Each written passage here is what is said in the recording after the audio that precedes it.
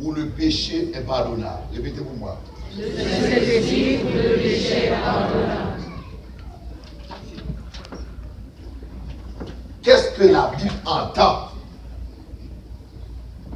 par péché contre le Saint-Esprit? Quand est-ce j'arrive à pécher contre le Saint-Esprit? Quand est-ce je pêche et ce péché n'aura pas de pardon? À ce moment-là, nous parlons péché impardonnable. Pour comprendre le ciel de ce matin, il nous faut poser 4 questions. Le péché contre le Saint-Esprit ou le péché pardonnable, ce qu'il n'est pas.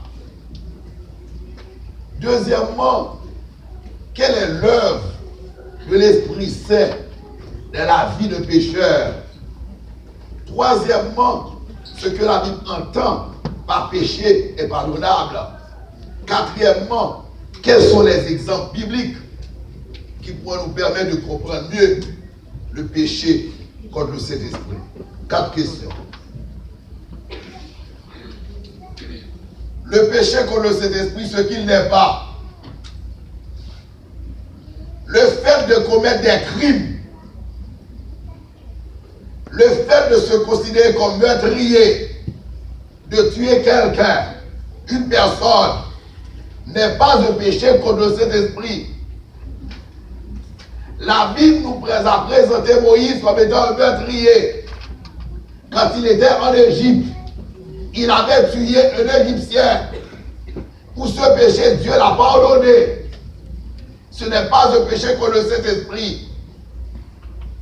La tromperie n'est pas un péché contre le Saint-Esprit.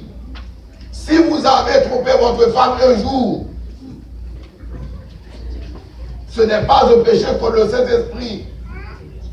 Si vous avez trompé votre mari en prenant un autre homme en dehors de lui-même, ce n'est pas un péché contre le Saint-Esprit. C'est un péché, mais ce n'est pas un péché contre le Saint-Esprit.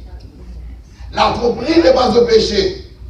Jacob a trompé son frère avec l'instigation de sa mère, en se faisant passer comme étant Ésaü. Il a trompé son frère en se présentant devant son père pour lui dire bénis-moi. Quand son père lui posait la question, mais qui es-tu? Au lieu de dire c'est Jacob, il a dit de préférence Ésaü. Sous l'instigation de sa mère, il a pris un vêtement de flou, en quelque sorte avec des animaux tués, pour se faire passer comme Ésaü, comme son père était. Donc la tromperie n'est pas un péché. Si un jour vous avez trompé quelqu'un, ce n'est pas un péché contre le Saint-Esprit. Ce n'est pas un péché impardonnable. Si vous avez trompé votre patron, ce n'est pas un péché impardonnable. Si vous avez renié quelqu'un, comme fut le cas pour l'apôtre Pierre, ce n'est pas un péché contre le Saint-Esprit. La Bible nous a dit que Pierre avait renié Jésus-Christ. Mais ce même Pierre qui a renié Christ, le jour de la Pentecôte, nous l'avons vu, transformé par le Saint-Esprit, il a prêché, 3000 âmes se sont données à Christ, se sont données à Dieu. Amen. Amen. Le fait de persécuter l'Église n'est pas un péché contre le Saint-Esprit. L'apôtre Paul a fait quoi? A persécuté l'Église. Il s'est mis sur le chemin de Damas. Il a été frappé par Dieu. Il s'est converti. Il a reçu le baptême. Il est devenu un porte-parole pour Dieu. Donc, être meurtrier, être trompeur, renier Dieu un jour, ou 2 jours, 3 jours dans votre vie, dans vos relations avec lui, n'est pas un péché contre le Saint-Esprit. Toutefois, si vous avez péché contre Dieu, si vous avez dérogé l'un de ses préceptes, la Bible nous dit, quand nous nous reportons, quand nous confessons nos péchés, À travers Jésus-Christ, Dieu nous pardonne. Amen. Amen. La bonne nouvelle pour aujourd'hui, quel que soit mon état, quand je me confesse, Dieu me pardonne. Amen. Et le pardon de Dieu est infini. Le pardon de Dieu est éternel. Quand je me pardonne, il me pardonne pour le temps et pour l'éternité. Amen. Quand l'homme me pardonne, c'est pour une fois.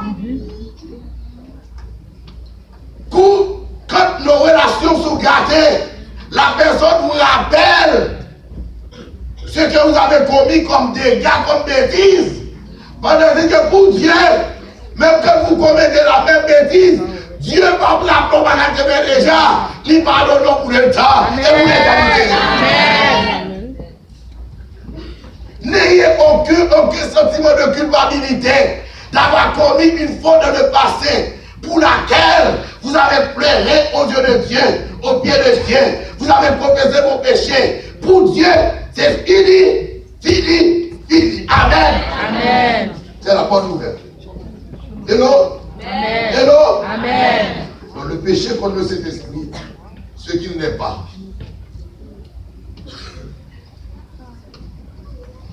Deuxième question. Quelle est l'œuvre de l'Esprit Saint dans la vie d'un pécheur? Il y a trois membres aussi au niveau de la Trinité. Le Père, le Fils et le Saint-Esprit. J'ai oublié de te remercier. Et tu vas chanter quand même pour moi. Le deuxième chant. Ne t'en fais pas. Nous respectons les artistes pour les déplacements. Quelle est l'œuvre de l'Esprit Saint de la vie de pécheur? Qu'est-ce qu'il fait dans ma vie, dans votre vie, dans notre vie? Dans Jean chapitre 16, verset 8, nous prenons la Bible. Jean, prochain point de texte. Jean chapitre 16, verset 8. L'œuvre de l'Esprit dans la vie de pécheur. Jean chapitre 16. Votez pour moi Sylvestre, s'il vous plaît. Frère Sylvestre. Merci, Frère Sylvestre, pour le service. Nous lisons. C'est affiché sur l'écran. Lisez avec moi. 3, 4. Et quand il sera venu, il convertira le monde à qui concerne le péché, la justice et le jugement. Rôle de l'Esprit Saint dans la vie d'un homme, dans la vie d'une femme. Quand vous entendez un sermon, que ça va marcher. Quand vous allez à l'église, soit un dimanche, un jour quelconque, vous êtes à l'église, le pasteur prêche, le prédicateur prêche, ou bien un enfant présente quelque chose pour Dieu, dès que vous entendez le message, et quand le message touche votre vie quotidienne, parfois vous êtes venu à l'église, vous avez commis une bêtise populationnelle, vous avez posé une mauvaise action, et le pasteur qui n'était pas là, quand vous avez posé l'action, dit voir votre vie à travers le sermon, et à ce moment-là, vous vous sentez bouleversé, troublé, vous dites mais pourquoi j'ai commis telle chose? Peut-être c'est l'adultère. Pourquoi j'avais laissé mon mari pour aller coucher avec un autre homme? Pourquoi j'avais laissé ma femme pour aller coucher avec un autre homme? Pourquoi comme jeune fille, je ne suis pas encore marié, j'entretiens des relations sexuelles en dehors du mariage? Vous êtes troublé. Si vous avez ce sentiment de trouble dans votre cœur, c'est parce que l'Esprit vous a frappé. Amen. Alors, Amen. l'œuvre de l'Esprit Saint, c'est pour nous pousser à la repentance. L'œuvre de l'Esprit Saint, c'est pour nous pousser à la conversion, pour nous dire, c'est ces péchés, repentez-nous et marchez avec le Seigneur. Amen. Amen. Nous avons besoin de l'Esprit Saint. Nous avons besoin, c'est comme un marteau sur notre cœur, qui nous frappe, qui nous dévoile notre vie, qui nous humilie, mais pour nous dire, c'est ces péchés.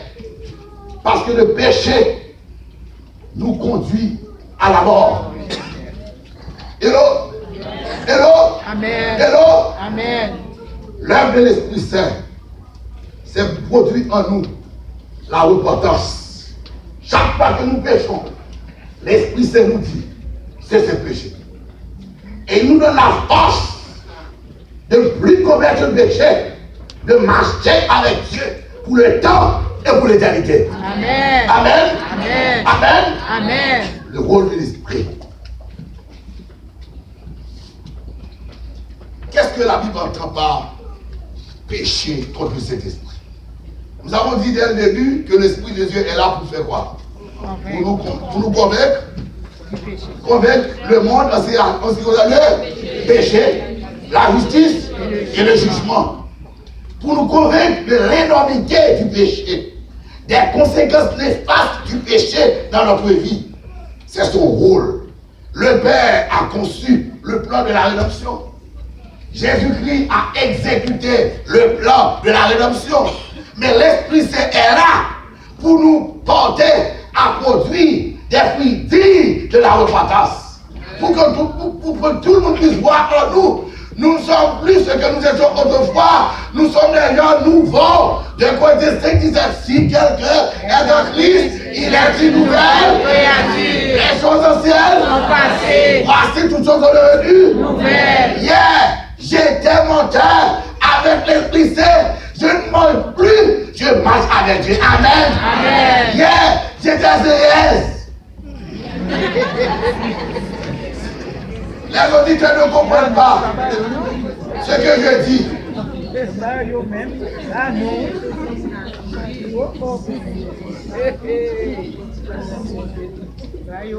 Mais l'Esprit Saint m'a prouvé, il m'a transformé. Je suis des zéreuse, mais j'ai une bouche qui parle de la vérité de Dieu. Amen. Amen. C'est le rôle de l'Esprit Saint. Nous avons besoin de l'Esprit Saint dans notre vie. Qu'est-ce que la Bible entend par péché contre le Saint-Esprit ou le péché n'est pas pardonnable? Voyons le texte qui le dit dans Matthieu chapitre 12. Matthieu chapitre 12, versets 31 et 32.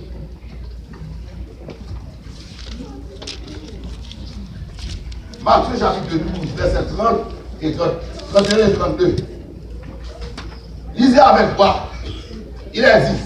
C'est pourquoi je vous dis, tout péché et tout passé. Non. 3, 4. C'est pourquoi je vous dis, tout Péché péché et blasphème sera pardonné aux hommes.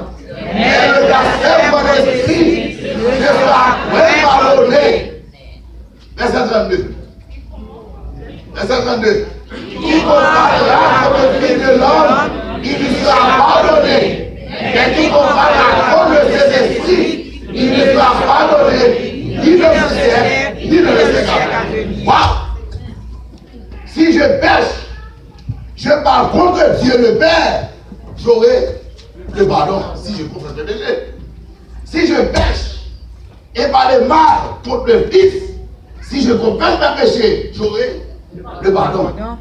Mais si je parle contre le Saint-Esprit, ou bien je pêche contre le Saint-Esprit, je ne vais pas avoir le pardon, ni dans ce siècle, ni dans le siècle à venir. Qu'est-ce que la Bible entend par là? Le péché contre le Saint-Esprit. Vous êtes là maintenant? Amen. Vous êtes ensemble? Amen. Vous êtes ensemble? Amen. Pour comprendre le rôle, pour comprendre le péché contre le Saint-Esprit fait Niger, il faut comprendre d'abord l'œuvre de l'Esprit Saint. L'œuvre de l'Esprit Saint, c'est quoi? Et vous C'est quoi? Nous convaincre du péché. péché. Chaque fois l'Esprit de Dieu fait appel à notre cœur. Quand Dieu nous appelle, quand nous acceptons l'appel de Dieu dans notre vie, nous obéissons à Dieu, nous obéissons à l'Esprit Saint. Et à chaque fois que nous refusons, nous fermons nos cœurs aux appels de l'Esprit. À ce moment-là, nous nous plaçons sur un mauvais chemin. Donc le rôle, le péché contre le Saint-Esprit, c'est le rejet permanent des appels de Dieu. Plus je résiste aux appels de Dieu, plus je m'écarte de Dieu. Et plus je m'écarte de Dieu, je suis sur le point de commettre le péché contre cet esprit. Et la Bible donne deux exemples. Plusieurs exemples, je dirais. Un exemple d'un roi païen, Un exemple de roi chrétien, je dirais. Exemple de roi païen. L'exemple de Pharaon. Dieu a dit à Moïse d'aller en Égypte. De dire à Pharaon de libérer le peuple. Qu'est-ce que Pharaon a dit à Moïse? Je ne laisserai point partir le peuple d'Israël. Et la Bible nous dit, Pharaon a endurci son cœur. Dieu a utilisé Moïse pendant plusieurs fois. Il a dit à Pharaon, laissez partir une fois, 2 fois, 3 fois, 4 fois. À chaque fois que Dieu parle à Pharaon pour laisser partir le peuple d'Israël, il a refusé. Et finalement, la Bible nous dit, Dieu lui-même a endurci le cœur de Pharaon. Chers amis, vous qui m'écoutez aujourd'hui, vous qui n'avez pas encore accepté Jésus de votre vie, plusieurs fois Dieu vous appelle. Dieu vous appelle à accepter son fils bien-aimé. Dieu vous appelle à prendre la décision pour servir Dieu. Nous avons vu pendant la campagne, le monde dans lequel il n'y a rien à nous offrir. Le monde nous offre la maladie, le cancer, le sida, la drogue. Il n'y a pas de bonheur sur la terre. L'argent ne peut pas vous sauver. Si l'argent t'a sauvé, vous ne pouvez milliardaire t'a sauvé. Oh, oui. Si l'argent t'a pas t'as fait moun heureux. En pile monde t'a vu bonheur ça. Le vrai bonheur se trouve en Jésus et la mort. Ce matin, Dieu vous appelle. Vous êtes les créatures de Dieu. Dieu vous aime, ma fille. Dieu vous aime, jeune gens. Vous qui m'écoutez aujourd'hui, qui n'avez pas encore pris la décision, ne péchez pas contre le Saint-Esprit. En d'autres termes, ne résistez pas aux appels de Dieu. Si vous résistez une fois, vous résistez 2 fois, vous résistez 3 fois, il arrivera un certain temps. Dieu cessera de vous parler. Et à ce moment-là, vous allez vous trouver sur une ligne. Je prends l'exemple de la circulation. Hello? Hello? Amen. Il y a ce qu'on appelle lumière verte. Vous pouvez passer. Lumière jaune. Ralentissement. Lumière Rouge. stop. Le plan divin, c'est comme ça. Lumière verte. Quand vous êtes de la volonté de Dieu. Quand vous faites la volonté de Dieu. Lumière jaune. Quand vous avez tendance à laisser la ligne de Dieu. La volonté de Dieu. Et je vais vous donner un exemple clair de la Bible. Dans la Bible. L'exemple de païen. L'exemple de roi. L'exemple de Samuel. Lisez avec moi de Samuel chapitre 15. À partir de verset 10. 1 Corinthiens chapitre 1, Samuel. Chapitre 15, verset 10. Il est dit.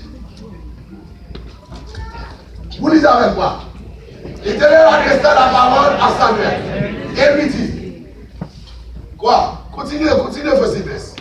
Je me réponds d'avoir établi Saül roi, car il se détourne de moi, il n'ose pas mes paroles. Samuel fut irrité et dit à l'Éternel toute la nuit. Verset 10. Je ne dois demander pour aller au-devant de Saül. Et on vient lui dire, Saül est allé à Carmel, et voici s'est érigé un monument. Puis il s'est retourné, et passant plus loin, il est descendu à Gilgal. Verset 13. Samuel se dit auprès de Saül, et Saül lui dit, sois béni l'Éternel. J'ai observé la parole de l'Éternel. Et puis, verset 4. Samuel dit, quel homme que ce tellement de bruit qui va vers mes oreilles et ce mugissement de feu que j'entends. Verset 15.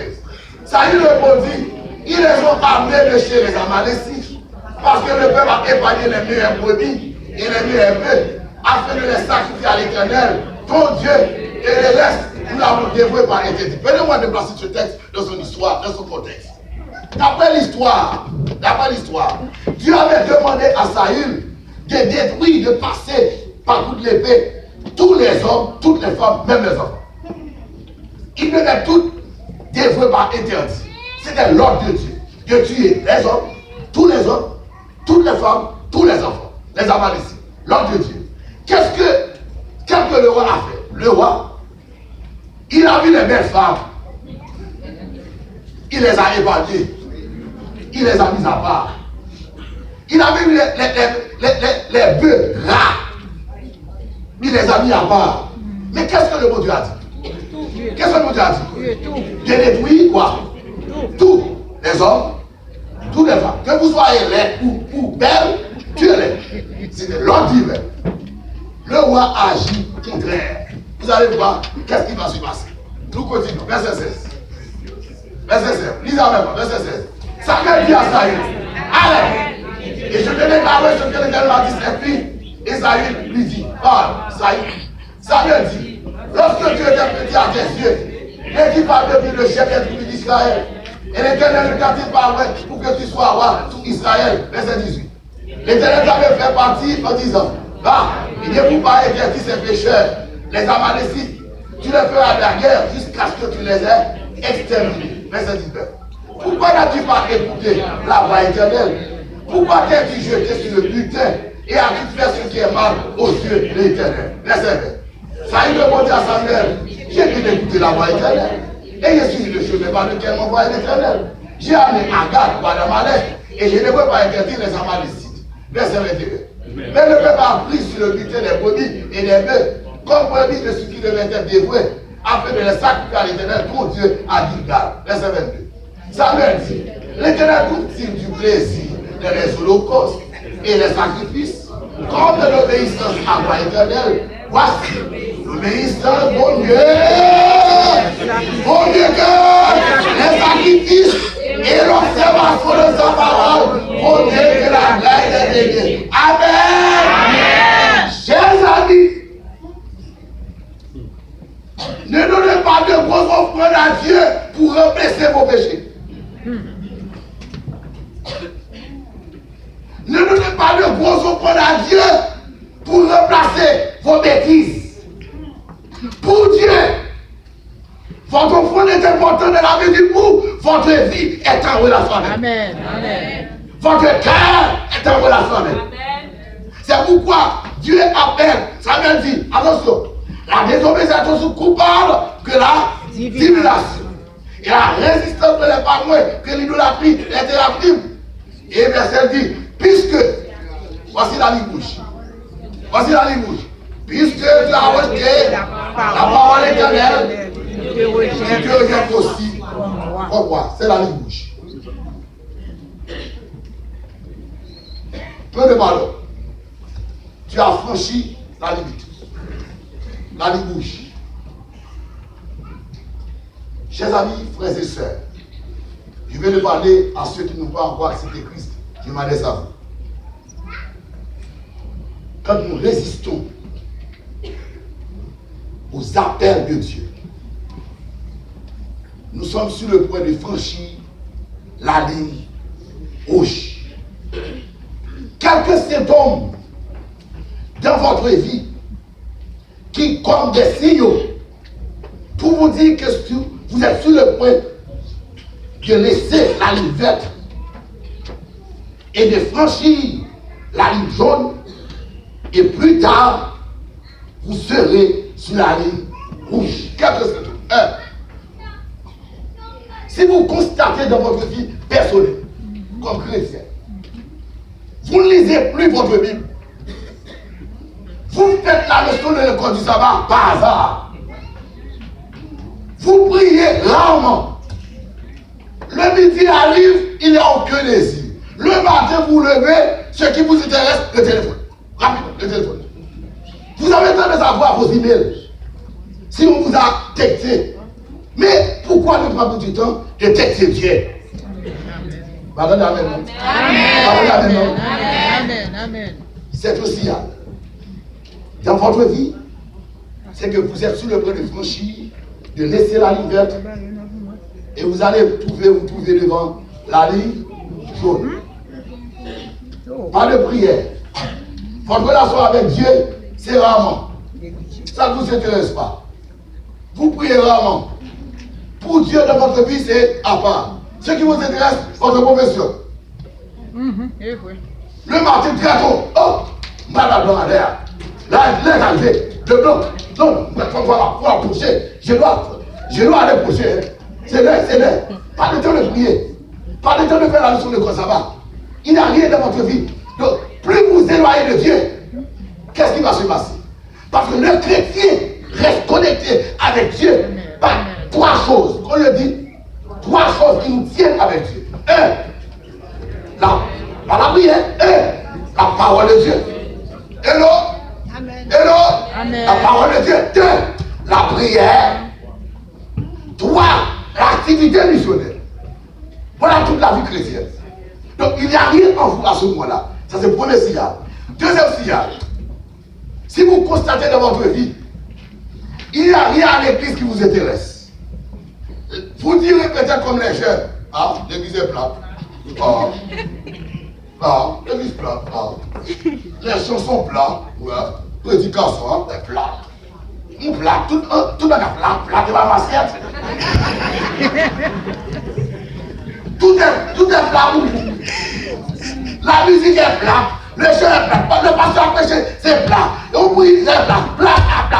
Finalement, vous les y. Hello? Amen. Hello? Amen. Amen. Eh, madame, amen. Amen. Deuxième signal. Premier signal. Relation avec votre Dieu. Moins de prière, moins de puissance, moins de lecture de la Bible. Pas d'études bibliques. Vous ne témoignez pas. Vous êtes à l'école, vous ne connaissez pas mes comme adventiste. Vous ne témoignez pas. Ça ne vous intéresse pas. L'évangélisation ne vous intéresse pas. Donc, vous reculez. Deuxième conséquence. L'église est plate pour vous. Il n'y a rien qui soit bon. Malgré les efforts faits par les dirigeants pour améliorer les choses, devant vos yeux, il n'y a rien. Toujours plat. Comme tu es là, qui compte la deux. Mais pour vous là, il n'y a rien. Malgré les efforts, rien. Et vous critiquez en même temps, vous êtes à l'écart. Vous ne voulez pas vous engager. Hello? Amen. Vous critiquez en même temps, on vous aime, venez vous aider. Non, mais même. Vous êtes sur le point de franchir une ligne. Troisième symptôme. Hello? Amen. Amen. Vous confondez le sacré avec le profane. Vous n'avez plus de respect pour les choses sacrées. Les choses sacrées, le temple, sacré pour Dieu. C'est sa maison. Plus de crainte, plus de respect, la révérence pour le culte d'adoration, pour le temple de Dieu. La dîme pour vous, c'est secondaire. La Bible dit la dîme est sacrée. C'est réservé uniquement à Dieu. Vous faites ce que vous voulez avec votre argent. Vous dites, bon, c'est moi qui travaille. Mais vous avez oublié le travail avec lequel, la force avec laquelle vous avez gagné votre dîme, ne vient pas de vous, ça vient de Dieu. Vous avez tout oublié. 3. Le sabbat. Vous faites comme ce que vous voulez dans le sabbat.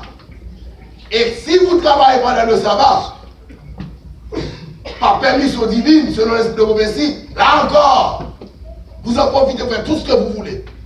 Vous participez à n'importe quel programme. Programme de salon, dans le sabbat.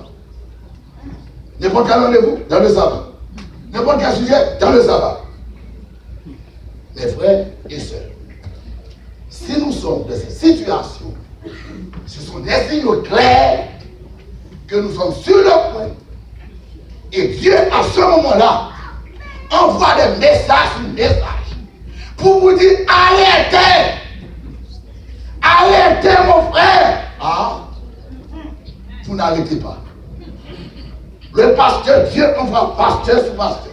Pasteur haut, pasteur court, pasteur, toutes sortes de pasteurs.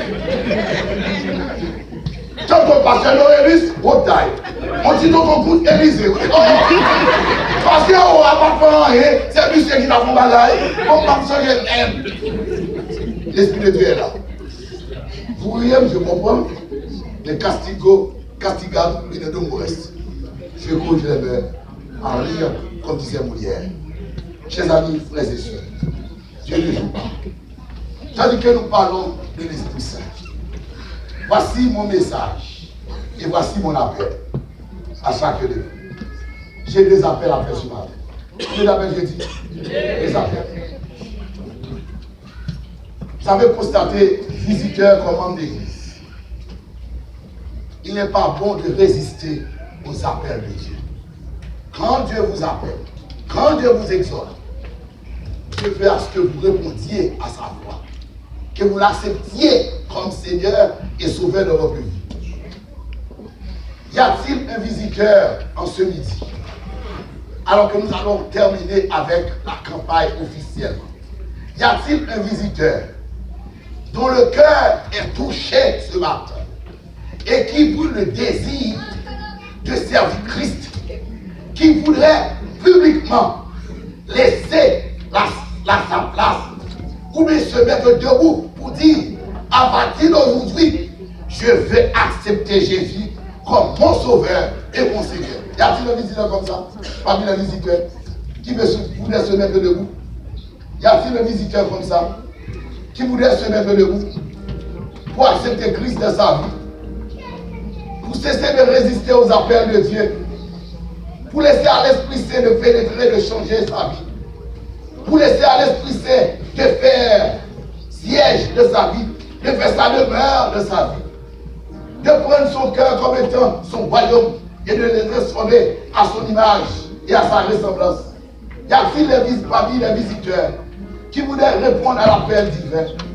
Tandis que nous allons entendre ce chant spécial par le frère, pendant qu'il va chanter, nous voulons lancer cet appel pressant à tous les frères, à tous les visiteurs de cette salle qui voudraient manifester le désir de se donner à Christ, de se livrer entre les mains de Dieu.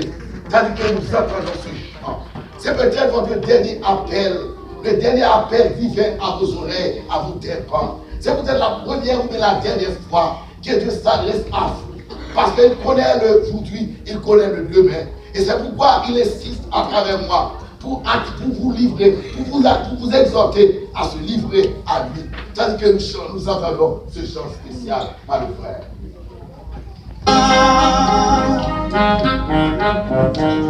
Comme c'était brebis que j'aime, en toute une balade,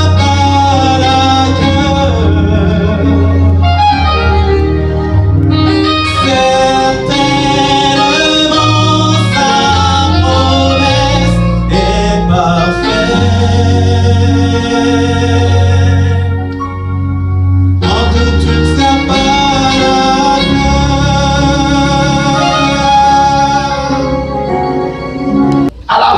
De la campagne, nous venons d'accomplir la mission qui nous a été confiée.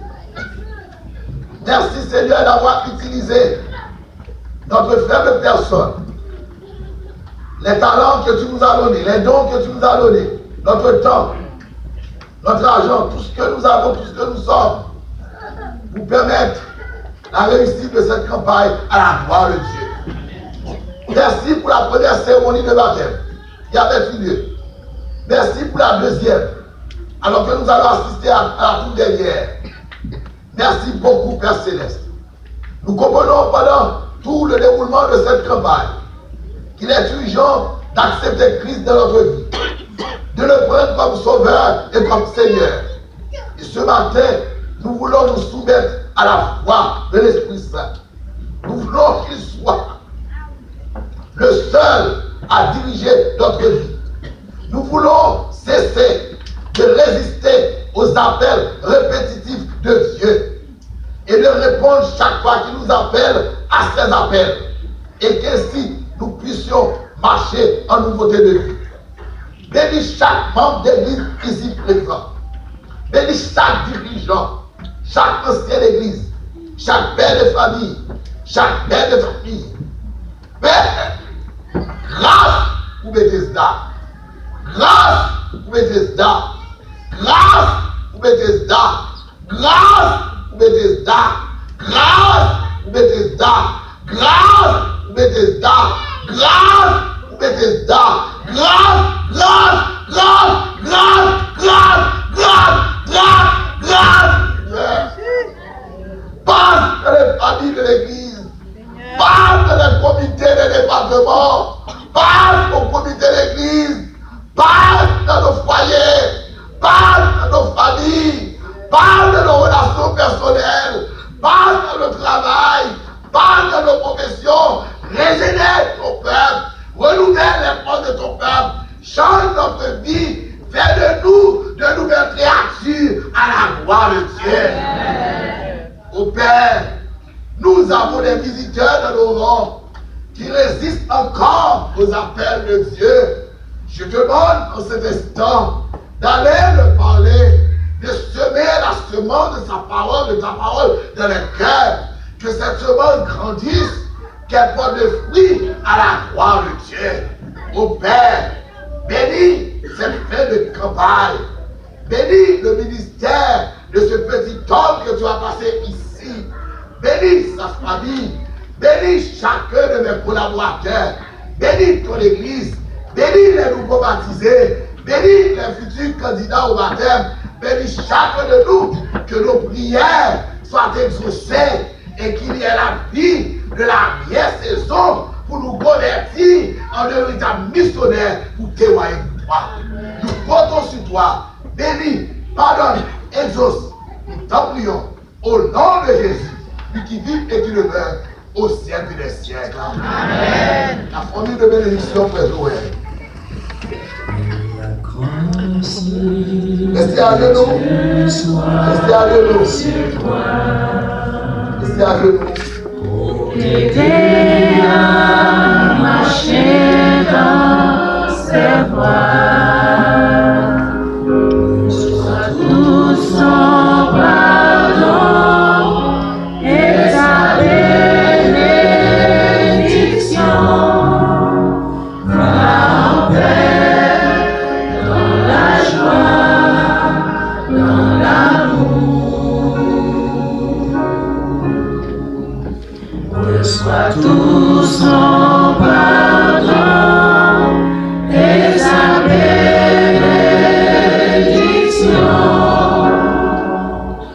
Va en paix dans la joie, dans l'amour. Amen. Je vous lever. Regardez vos places, nous allons tous servir là. Regardez vos places.